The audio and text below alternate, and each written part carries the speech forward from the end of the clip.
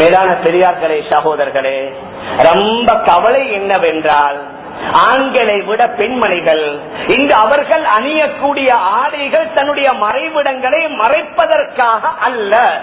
எல்லோரும் அல்ல, ஒரு சிலர் மறைவிடங்களை மறைப்பதற்காகவும் அல்ஹம்துலில்லாஹ் அணிகின்றார்கள். ஆனால் இன்னும் பலரை நாம் பார்க்கலாம், அவர்கள் ஆடை அணிவது என்ன, அதன் மூலம் தன்னுடைய பசுந்து தன்னுடைய அழகு வெளியில தெரியணும். அவங்களே பேசிக் கொள்வாங்க, இந்த ஆடை எனக்கு எப்படி பசுந்தா ஈக்கிறதா, நான் எப்படி எடுப்பா ஈக்கிறேனா, இது என்ன நல்ல எடுத்துக்காட்டுதா, இதன் மூலம் மக்கள் வாராங்களா.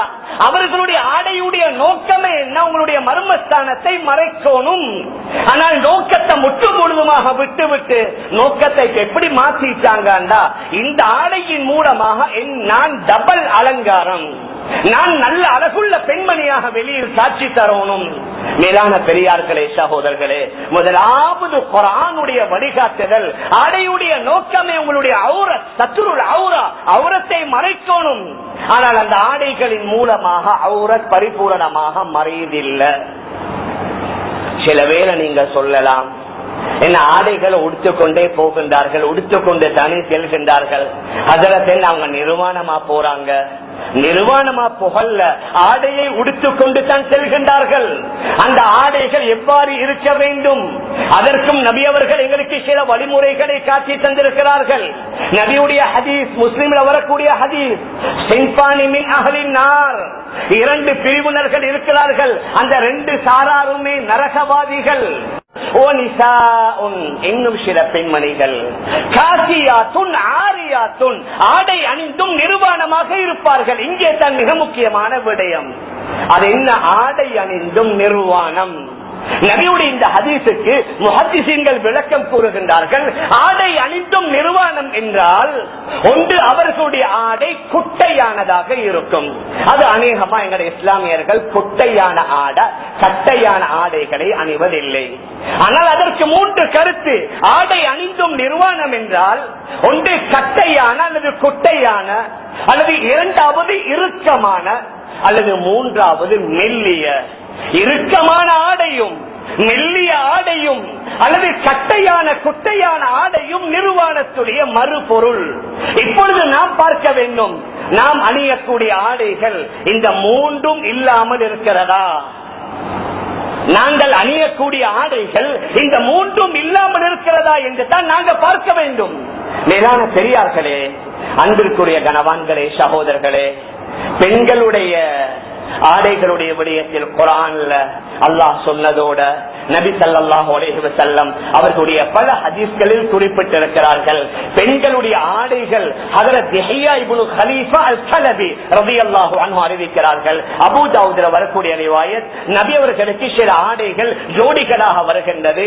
அதுல ஒரு ஜோடியை இவருக்கு நபி அவர்கள் கொடுத்து விட்டு சொன்னார்கள், இத ரெண்டு துண்டா கிழிங்க, ஒரு துண்டை நீங்க ஆடையா பாவீங்க, மறு துண்டை உங்களோட மனைவிக்கு கொடுங்க. ஆனா மனைவிக்கு கொடுக்கக்கூடிய நேரத்துல அதற்குள்ள ஒரு லைனிங் பிடிச்சு கொள்ள சொல்லுங்க. இந்த ஆடை ரொம்ப மெல்லிய ஆடை, இது அப்படி அடிஞ்சா அவளுடைய உடலுடைய நிறங்கள் வெளியில தெரியும். அவளுடைய உடலுடைய அலங்காரங்கள் வெளியில் தெரியாமல் இருப்பதற்காக இந்த ஆடைக்கு லைனிங் பிடிக்க சொல்லுங்க என்று நபி அவர்களே சொல்லி இருக்கிறார்கள். அதனால மெல்லிய ஆடைகளை, இறுக்கமான ஆடைகளை அணிய இயலாது. மேலான பெரியார்களே, சகோதரர்களே, வீட்டுக்குள்ள இருக்கும் பொழுது தன்னுடைய மஹரமானவர்களோட சரி பரவாயில்லை, ஓரளவு அவர்கள் தங்களுடைய கண்ணியமான ஆடைகளை ஓரளவு அவர்கள் அணிந்து கொள்ளலாம், அனுமதி.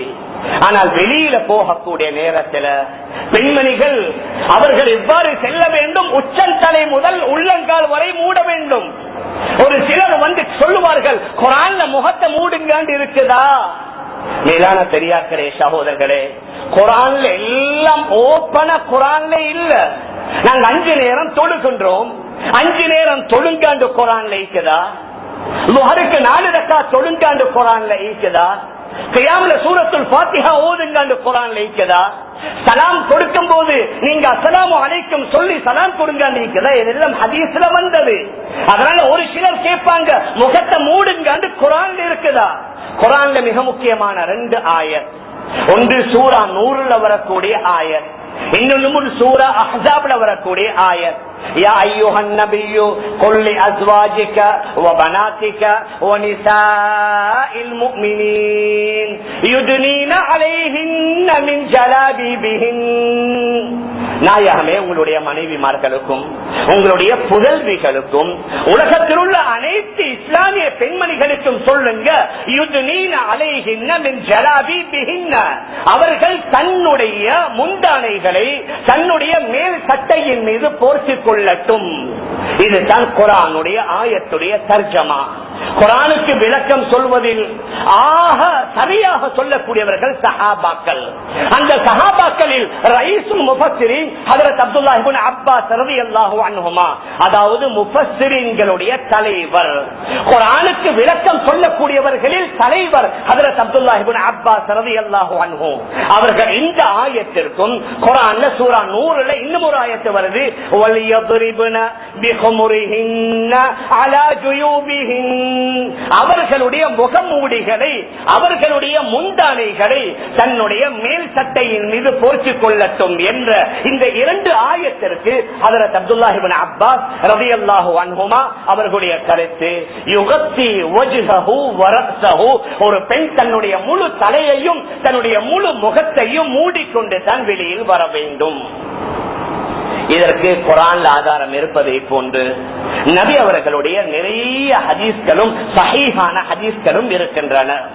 ஆனால் இன்னும் சில உலமாக்கள் ஃபித்னா இல்லாத நேரத்தில் முகத்தை திறக்கலாம், அதற்கும் ஒரு சில ஆதாரங்கள் இருக்குகின்றன, நாம் இல்லை என்று சொல்லல. ஆனால் மெஜாரிட்டியான அநேகமான உலமாக்களுடைய கருத்து, பெண்கள் வெளியில வரக்கூடிய நேரத்தில் அவர்கள் முழு உடலையும் மறைக்கணும். அதற்கும் நிறைய ஆயத், அதற்கும் நிறைய ஹதீஸ்.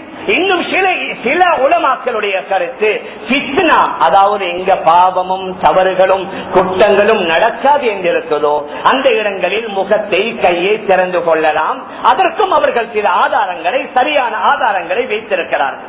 மேலான பெரியார்களே, சகோதரர்களே, ஆனால் இந்த இரண்டுக்கு விட ஆக மோசம் என்னண்டா, நம்முடைய சில பெண்மணிகள் திருமணங்களுக்கு வருகின்றார்கள். கொஞ்சம் வசதியான பெரிய வீட்டு திருமணம் அல்லது 5 ஸ்டார் ஹோட்டலுக்கு வாராங்க. அவங்க எப்படி உடிச்சு கொண்டு வாராங்கண்டா, அழகுராணி போட்டியில கலந்து கொள்ள வார மாதிரி தான் வார. அவங்களோட உடுப்புக்கு தோது, அவங்களோட ஹேண்ட்பேக், அதற்கு தோது, அவங்களோட கால்ல எல்லாம் ஒவ்வொருத்தரும் நினைக்கிறது, நான் தான் அழகுராணி, இந்த நாட்டில் நான் தான் ஆக நம்பர் 1. அவங்க வாராங்க எப்படி இந்த மாதிரி, சரி முகத்தையும் கையையும் சரி திறக்கலாம் என்று சில உலமாக்கள் சொல்லிக்கிறாங்க. அப்படியா வாராங்க? தலைக்கு டை அடிச்சு தலை முடிய ஒரு மாதிரியா வாரி, அவங்களோட கழுத்து பகுதி திறந்து, அவர்களுடைய முது பகுதி திறந்து, அவர்களுடைய இடுப்பு பகுதி திறந்து, முட்டுக்கைக்கு கீழால் உள்ள பகுதி. இந்த மிம்பர்ல சொல்லவும் வெக்கம், கூச்சம். சில பெண்மணிகள் ஆடை அணிந்து வருவாங்க, அவர்களுடைய மார்பகங்களுடைய மேல் பகுதி கூட வெளியில தெரியும். நான் ஒன்றும் மிகைப்படுத்தி சொல்லல, நாட்டில சமூகத்துல எங்களுடைய உம்மத்துல நடக்கிறதை தான் கூறுகின்றோம். இவ்வளவு எல்லாம் அசிங்கங்கள் நடக்குது, இது ஹராம் இல்லையா? தலையை திறந்து கொண்டு போவது ஹராம் இல்லையா? கழுத்தை திறந்து கொண்டு போவது ஹராம் இல்லையா? இடுப்பு பகுதி, முதுகு பகுதி திறப்பது ஹராம் இல்லையா?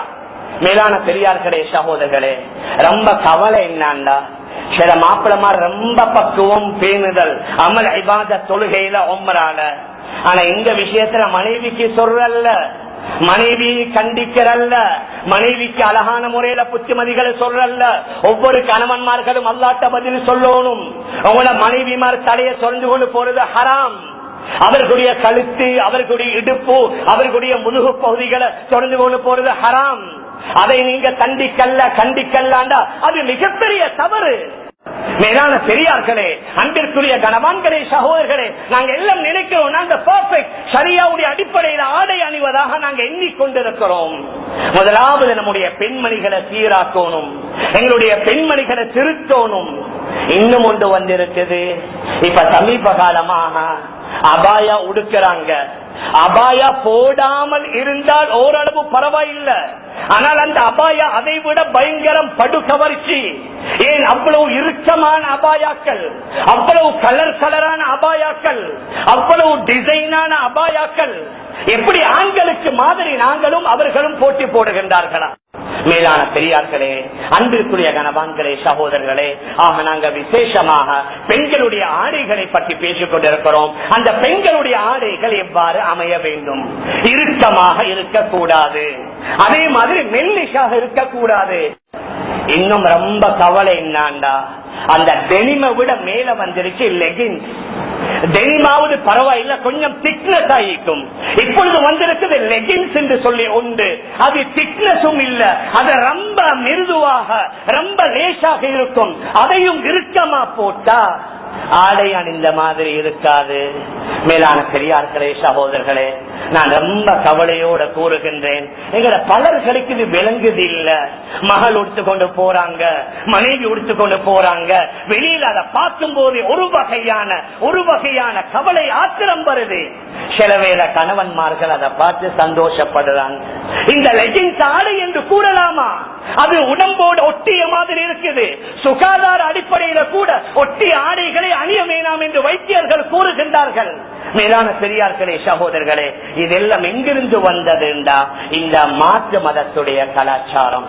அன்பிற்குரிய கணவான்களே, சகோதரர்களே, அதனால ஒரு காலத்தில் இருந்துச்சு ஆண்கள் இப்படி உடுப்பாங்க. எங்கட பெண்மணிகளுக்கு கண்ணியமா அவர்கள் சாரி உடுப்பாங்க, வயிற்றை மூடி உடுப்பாங்க, அல்லது சுடிதார் உடுப்பாங்க, அல்லது நீளமான கவுன்களை உடுப்பாங்க. இப்ப அதெல்லாம் மாறி இப்ப எல்லாருமே அந்த டெனிம் அல்லது அநேகமானவர்கள் லெகின் அல்லது அந்த சுடிதாரும் இப்போ வந்துவிட்டது கட்டையான சுடிதார். மேலான பெரியார்களே, அன்பிற்குரிய கணவான்களே, சகோதரர்களே, நாங்க இப்படியே சொல்லி கொண்டு போகலாம். இந்த மாதிரியான அடிப்படையில ஆடைகள் அணிந்து வெளியில் பெண்மணிகள் வாரதனால மனிதன் தானே அதை பார்த்து அவனுடைய உள்ளத்தில் தவறான எண்ணங்கள், அவனுடைய உள்ளத்தில் தப்பான எண்ணங்கள் வருது. அதன் மூலம் பாவங்களும் அதன் மூலம் குற்றங்களும் நடக்குகின்றது. கொஞ்சம் கொஞ்சமாக நான் என்னுடைய வீட்டை திருத்துவேன், நீங்க உங்களோட வீட்டை திருத்தணும். நாங்க ஒவ்வொருவரும் எங்களோட வீட்டிலிருந்து நாங்க ஆரம்பிப்போம். எங்களுடைய சமூகத்தில் உள்ள பெரிய ஒரு தவறு என்ன, அடுத்தவர்களை குறை சொல்லி மற்றவர்களுடைய குறைகளை பார்த்து பார்த்து எங்களோட காலம் கழிகின்றதே தவிர நான் என்னை பார்க்க எனக்கு நேரம் இல்லை, என்னுடைய தவறு எனக்கு விளங்குறது இல்லை, என்னை திருத்த எனக்கு சந்தர்ப்பம் இல்லை. அதனால் அடுத்தவர்களை பிரஸ்தாபம் செய்யறல்ல, அடுத்தவர்களை விமர்சிக்கிறல்ல, மற்றவர்களுடைய தவறுகளை பார்க்கிறல்ல. நான் திருந்தோனும், நான் சரியாக வாழணும், என்னுடைய மனைவி மக்களை வாழ வைக்கணும். கயாமனால மனைவி மக்களுக்கு உணவு உடை இடம் கொடுத்ததை பற்றி மட்டும் அல்லாஹ் கேட்க மாட்டான். அவள் பாவம் செய்யும் போது தடுத்தாயா, பாவத்திலிருந்து அவள் அப்புறப்படுத்தினாயா, குற்றம் செய்வதை தெரிந்தும் கண்டும் காணாமல் இருந்தையா, இதை அல்லாஹ்விடத்தில் எங்கள்கிட்ட கேட்கப்படும். அதற்கு நாங்க பதில் சொல்லணும். மேலான பெரியார்களே, அன்பிற்குரிய கணவான்களே, சகோதரர்களே, அதனால கொஞ்ச கால வாழ்க்கை திடீர்னு மூச்சு வந்துட்ட எல்லாத்தையும் விட்டுட்டு போகணும். ஆசிராவுடைய அந்த வாழ்க்கை தான் நிரந்தரமான வாழ்க்கை. அந்த உண்மையான இன்பத்தை, அந்த உண்மையான சந்தோஷத்தை அனுபவிக்கணும்.